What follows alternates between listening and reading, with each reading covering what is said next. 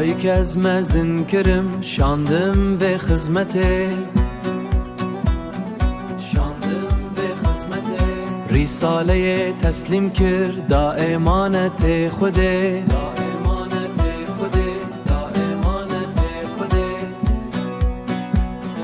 بردایی نگره بخبت و بکه خدمتا ایمانه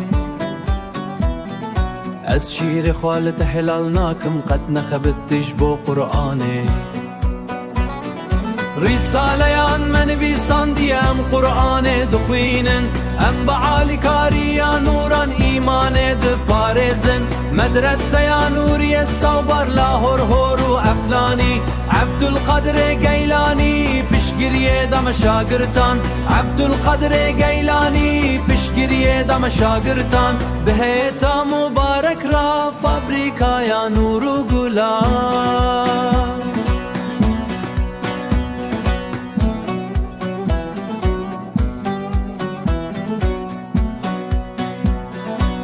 بهریکایا نور و گلان پین و سنوان می ناشورن عجیبا زمانن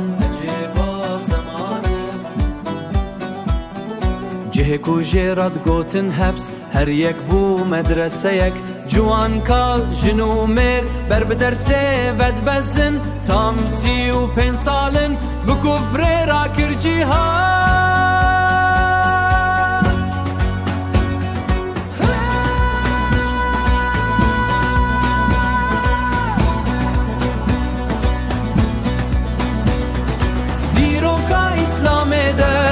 حول بوجهات ای شاگرد نوره ای براین مبارک بلا هر قاف جو راضی بن خوده و پیغمبر